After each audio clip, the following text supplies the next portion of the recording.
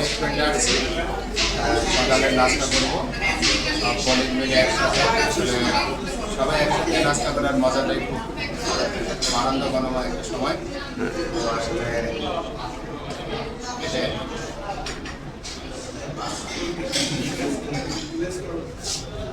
এ হলো জাইমা রেস্টুরেন্ট।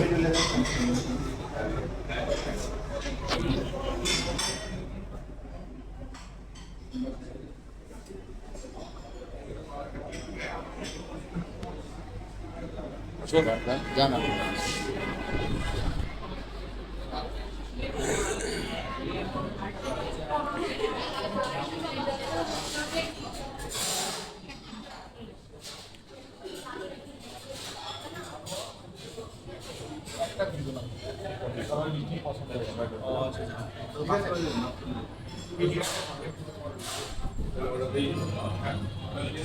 নয়ন বলো তোমার ফিলিংস বলো। এই সাত সকালে তুমি আসছো একটা রেস্টুরেন্টে ব্রেকফাস্ট করার জন্য, বলো। সবসময় তো বাসায় করো, এখন আজকে ইয়াতে আসছো। ফিলিংস চমৎকার আছে আপাতত। আবহাওয়াটা কেমন লাগতেছে? রেস্টুরেন্টটাতে কেমন লাগতেছে তোমার? ভালোই আছে। ঠিক আছে, খাবার আসুক, তারপর আমরা খাবার রিভিউ দেখবো, তাই তো? হ্যাঁ, আমাদের নাস্তা চলে আসছে। পরোটা, ডালবাজি, হালুয়া চলছে, সব খাওয়া।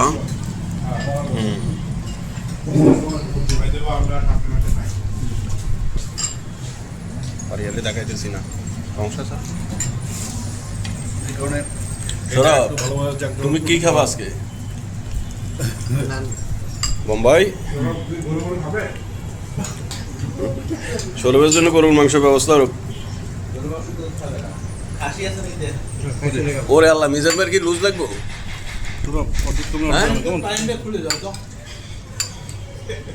মিজান ভাই তো সব শেষ করে লাইলো ধরা রাখি। হ্যাঁ, ধরবার কাট। আর রাসেল সাহেব কি করছে? তলে যে ভ্যাকসিন। হ্যাঁ,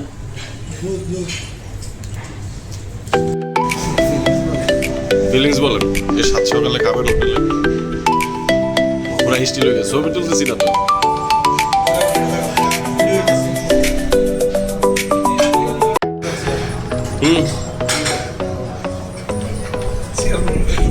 আমাদের টঙ্গী ব্রাঞ্চে সবাই একসাথে ব্রেকফাস্ট করতে আসলাম জাইমা হোটেলে। তো এখানে সব খাবারই মোটামুটি অনেক ভালো। আর এখানে খাবারের মেনু ছিল নান, পরোটা, ডাল, সবজি আর হালুয়া, ডিম। তো সবাই ভালো, হালুয়াটা বেশি ভালো লাগছে। আর মোটামুটি ভালো চা ছিল।